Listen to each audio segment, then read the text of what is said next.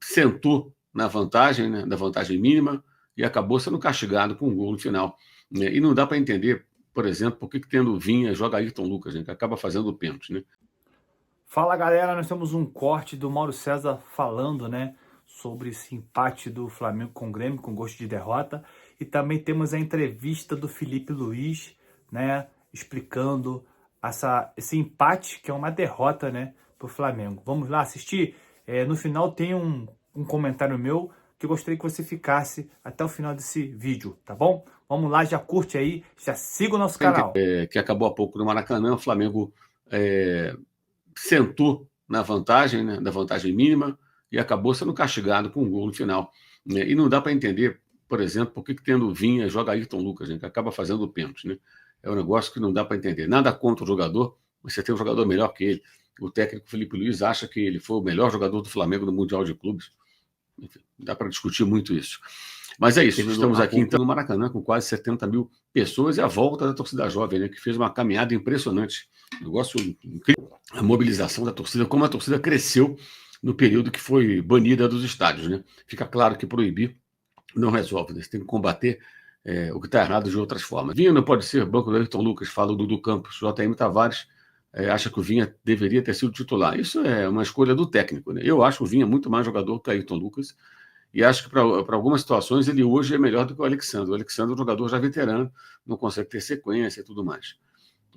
O Leroy também criticando, o Márcio Araújo, não tem como vir essa reserva da Ayrton Lucas, é quase como uma unanimidade aqui. Né? E o Joés falando, muito oba-oba, festa e pouco futebol. Pois é, eu fiz um comentário sobre isso lá no Instagram, e alguns caras criticaram, não, nada a ver e tal. Cara, eu acho que não cabe. Não cabe esse tipo de coisa, de ficar fazendo festa em jogo que vale 3 pontos, festa do patrocinador, showzinho no intervalo. Não tem que ter nada disso. Faz um outro momento, de outro jeito, sei lá. Então, não aprendem, né? Não aprendem isso. O que muda isso? O que muda, né? O Cláudio Marques falando que o Felipe demora a trocar, cadê o Carrascal? Também com a gente aqui, o Janderson Eloy, falando que o Everton Araújo não tem condições de jogar no Flamengo. Não acho que também que ele tenha sido o culpado ali. Mauro Júnior reclamando da atuação. Eu achei que a atuação do Flamengo foi muito aquém. O Flamengo se acomodou no resultado e acabou sendo castigado. O Flamengo se acomodou ali com aquele 1-0. Não buscou o segundo gol com a volúpia que deveria. O Alan Ribeiro diz que o pênalti é muito questionável. De fato, ele estava recolhendo até o braço, mas eles marcam esses pênaltis, então, paciência. O Jonathan Costa fizeram o gol, acharam que já tinham vencido a partida, diz ele aqui. Muita gente reclamando justamente disso, né? Do Flamengo não ter sido um time determinante buscando mais um gol. Né? Claro que não vai fazer 8-0, aquilo foi atípico, eu falei isso várias vezes ao longo da semana. Não é o padrão. Você vai ficar ganhando do Grêmio de 8-0 porque ganhou do Vitória.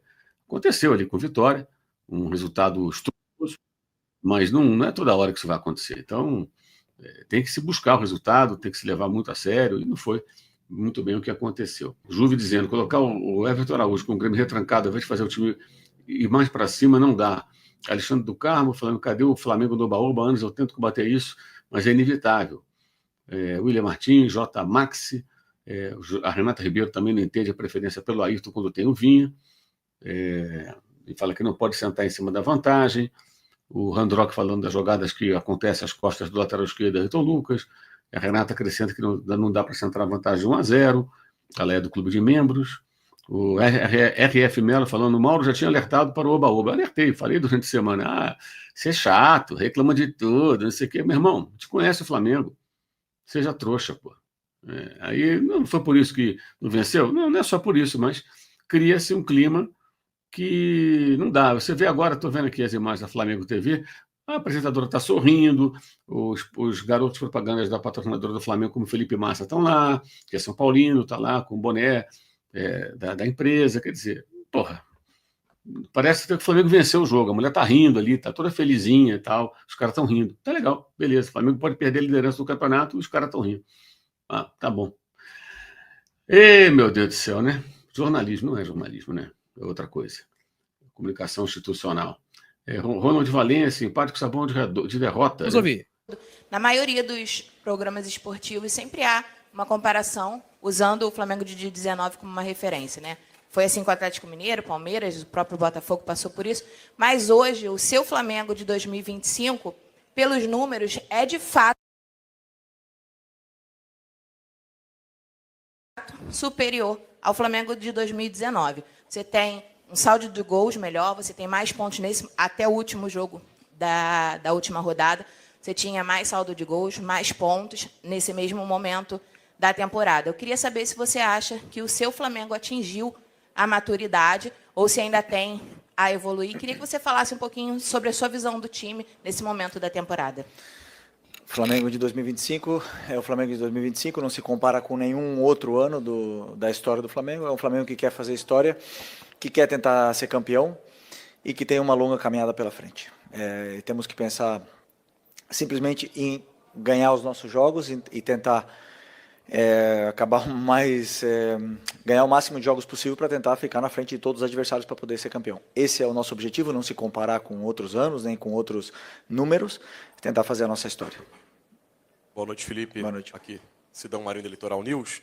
Queria que você fizesse uma análise da partida de hoje, qual o sentimento que fica após esse empate no gol de pênalti, e também sobre as alterações que você fez. O que você buscou, por exemplo, na saída do Pedro, a entrada do BH, foi porque ele estava cansado, ou uma formatação diferente para essa equipe do Flamengo? Obrigado. Não, o jogo de hoje foi um jogo onde fomos muito superiores. Tivemos muitas chances de fazer gol, um volume muito grande de jogo.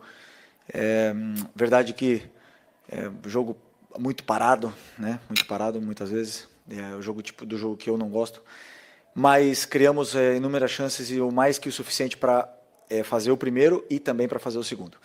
E num lance difícil, duvidoso, acabaram empatando, né? O futebol brasileiro é muito complicado, muito difícil, o Campeonato Brasileiro é muito difícil, mas foi um jogo onde realmente merecíamos vencer, merecíamos um resultado melhor. Infelizmente não veio, e levantar a cabeça, pensar na próxima. Sobre as alterações, o Pedro, já estávamos no momento do jogo que eu sentia que o time estava indo para trás, o adversário estava nos pressionando mais, tanto com bola e tanto sem bola, então precisávamos de velocidade, pressão. Por isso que optei por colocar o Bruno. E é isso. Ok. Oi, Felipe, boa noite. Boa noite. A torcida no intervalo xingou muito o árbitro. E eu sei que é a sua postura de não reclamar de arbitragem. Mas a gente sente no time do Flamengo que não tem um jogador, que seja o capitão hoje, que é o Arrascaeta, que vá no árbitro. Falta isso ao time do Flamengo? Existe alguma orientação para os jogadores não irem no árbitro, mesmo em lances que nitidamente a arbitragem errou, como num carrinho do Kahneman, me parece, né, do De La Cruz, que nem falta ele marcou, enquanto ele dá um cartão amarelo para o Léo Ortiz? Não, os jogadores eles falam com o árbitro, só que eles estão tão concentrados em vencer, não é o trabalho deles, ir lá brigar com o juiz e ficar reclamando toda hora. Quem tem que fazer o trabalho dele é o juiz, que tem que apitar o que tem que apitar. Né? O que eu sinto realmente é que... o que eu gostaria que colocassem um jogo para o árbitro e corrigissem o que ele faz também. Que ele assistisse, que ele revesse o jogo. As coisas que eles erram, que eu não tenho muita dúvida se eles fazem isso. E os erros se repetem. Os critérios não se corrigem, os erros se repetem, o jogo fica picotado, chato, 500 mil faltas que não são e critério zero. Isso me decepciona muito, porque o que nós queremos o que nós mais queremos é isso, não se preocupar com o árbitro, não se preocupar com o juiz, pensar simplesmente no jogo. Felipe, Raíza Simplício aqui da Gol Brasil e da revista Placar. Eu queria te perguntar sobre o De La Cruz, né? Ele voltou, já estava à disposição, mas hoje jogando como titular, participou bastante do jogo e deu para perceber que o time parece que sentiu um pouco a saída dele, o meio-campo ali ficou meio aberto com a saída do De La Cruz. Eu queria que você falasse sobre a importância de tê-lo bem fisicamente para o seu time. E a saída dele foi só por uma questão de cansaço ou foi alguma estratégia mesmo? Ele pediu para ser substituído. É um jogador que se recuperou, está conseguindo ter uma sequência de treinos, tá bem novamente. É um jogador que nos dá muita dinâmica no meio campo, tanto em ataque como em defesa. Um dos pilares dessa equipe também, e muito feliz de tê-lo de volta, né? No momento que ele saiu, e você falou que o meio abriu, realmente estávamos no momento onde o nosso time já estava sofrendo, né? Já estava um pouco, não sofrendo, senão com dificuldade de sair, e não simplesmente pela saída do De La Cruz, senão pelo momento que a equipe estava talvez tentando mais defender o resultado que continuar com as dinâmicas, e aí acabamos sofrendo mais. Felipe, boa noite. Pedro Ramos, da Sintonia Esportiva. Você comentou agora há pouco que no segundo tempo o Grêmio impôs a vocês uma necessidade de ter velocidade e você acabou mexendo pelo Pedro no lugar, colocando o Bruno Henrique. A minha dúvida é se a não utilização de jogadores como Cebolinha, Michael, Juninho, por parte sua, por escolha sua, não traz para a torcida uma sensação de que eles serão de fato inutilizáveis no resto da temporada, até porque em uma partida onde o Flamengo ganha de 8-0 do Vitória, eles não entrarem é até comum, é esperado talvez. Mas numa partida onde o Flamengo estava sendo pressionado pelo Grêmio 1-1, por que não a utilização, porque a não utilização desses jogadores, por favor, e se também isso é um sinal para a torcida de que no restante da temporada eles não estão nos seus planos também. Obrigado. O Juninho não estava no banco, não poderia entrar. Sim. Sim, o Cebolinha e o Michael, sim. Mas eu sinto que os dois jogam na mesma posição, que na posição do Lino. Eu sentia que o Lino está num momento bom, determinante, decisivo, e na minha visão não era falta de perna ou falta daquele momento que o Lino estava abaixo. Para mim não, para mim naquele momento ele estava bem, e também o Arrascaeta, né? Poderia ter tirado o Arrascaeta, mas eu sentia que com bola ele estava sendo muito determinante. Cada vez que a bola chegava nele, ele tem perigo, ele faz a diferença. Então eu optei por deixar os que eu achei que fossem melhor até o final do jogo para poder tentar vencer. Boa noite, Felipe. Léo José do Coluna do Fla. O Vinha, depois de ficar um bom tempo parado, ele voltou contra o Bragantino, jogou bem, você até elogiou a atuação dele. E a partir dali ele não teve tanta minutagem em comparação com o Ayrton Lucas, por exemplo. Do lado esquerdo você tem o Samuel Lino, o Ayrton Lucas, que são dois jogadores ali que atacam o espaço, que atacam a linha de fundo, mas o Vinha é um pouquinho mais construtor, né, ali por dentro. Qual o motivo de você escalar o Ayrton Lucas e não dar tanta minutagem para o Matias Vinha? Depois do Bragantino, o Vinha jogou contra o Atlético Mineiro. Não sei se foram 2 jogos, né, do Brasileiro e também da Copa. Depois o Ayrton jogou na Copa e os dois estão muito bem, muito bem. Depois o Alexandre voltou contra o Inter. O Ayrton Lucas jogou no jogo no Brasileiro contra o Inter, e para mim a disputa tá muito acirrada, o nível está muito alto. Na verdade, o Ayrton fez um jogo contra o Inter espetacular. E como eu falei para vocês na outra coletiva, o Ayrton não começou contra o Vitória porque teve um problema familiar.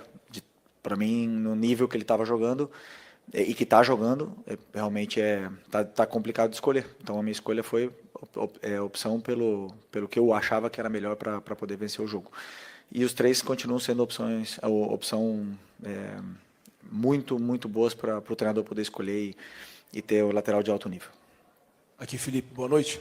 Felipe, você teria 5 datas livres, né? Semanas cheias de trabalho até o final da temporada, porém, teve uma mudança no calendário em que, de agora para frente, tirando as datas FIFA, quarta e domingo, você vai ter que jogar todas, ainda tem um jogo atrasado contra o Sport. Queria saber como é que você replanejou o seu trabalho, né, o seu trabalho para esse restante de temporada, uma vez que você já falou várias vezes que 4 dias de descanso para você, para o seu time, é muito importante, que uma semana livre faz muita diferença. E, por exemplo, você tem o Cruzeiro brigando com você ali na parte de cima da tabela, que não teria essas datas, que passou a ter essas datas aí, Flamengo e Palmeiras ficando visivelmente prejudicados. Queria saber como é que você replanejou isso. Obrigado. Bom, né, o clube já se posicionou sobre essa mudança do calendário e temos que nos adaptar. Temos um elenco muito forte para poder competir até o final, com essa mudança, mas que para os próximos anos que esse planejamento seja melhor, seja realmente organizado para que todos possamos, nenhum possa sair prejudicado com nenhuma mudança. Esse foi mais um corte nosso do nosso canal. Já se inscreva, siga, né? Já deixa aí os seus comentários sobre esse jogo. Esse empate foi ruim, 0 a 0, foi um sabor de derrota? Para mim foi. Eu achei o time do Flamengo muito apático, alguns jogadores não jogando nada hoje, né? Como o Mauro César falou também, e no meu entendimento, por que não se entra com Vinha e fica com Ayrton Lucas? Eu não entendo. Depois o Filipe Luís, para mim, na minha opinião, ele demora a mexer, o time tá cansado, mal, o Arrascaeta, que estava jogando bem, cansa, ele veio de tirar o Arrascaeta, né? Aí ele coloca Bruno Henrique, que tá muito tempo mal, o Bruno Henrique tá jogando nada, e aí ele coloca Bruno Henrique no ataque e coloca aquele Everton tentando segurar um 1 a 0, eu não entendi o porquê, não mexe, demora a mexer, e quando mexe, mexe mal. E essa pergunta, né, que esses repórteres não fazem, né? Vão para a coletiva, perguntam um monte de coisa, mas não perguntam o que é necessário perguntar. Se eu tivesse lá, falasse, poxa, Felipe, por que você tem botado o Bruno Henrique? O Bruno Henrique está mal há muito tempo, né? Não tem jogado nada. Por que o Ayrton Lucas está jogando, né? Mesmo que ele entrasse com o Ayrton Lucas, por que no meio da partida não botou o Vinha? Ayrton Lucas jogando mal, né? Ainda toma aquela bola na mão ali, que vai com a mão aberta, né? Para mim é indiscutível esse pênalti, porque os juízes estão dando isso aí. Então, na minha opinião, foi pênalti porque foi com a mão aberta, né? Porque não coloca o Carrascal, tirava o Arrascaeta e colocou o Carrascal, mas não, ele vai e coloca o Everton, nada contra o jogador, porém, não era jogador para estar entrando num determinada partida dessa, era para ter entrado mantido a pegada do jogo. Mas deixe os seus comentários aí, né? O que você achou desse vídeo e o que você achou desse jogo, esse empate que foi com sabor de derrota. Obrigado aí, não deixe de curtir o canal.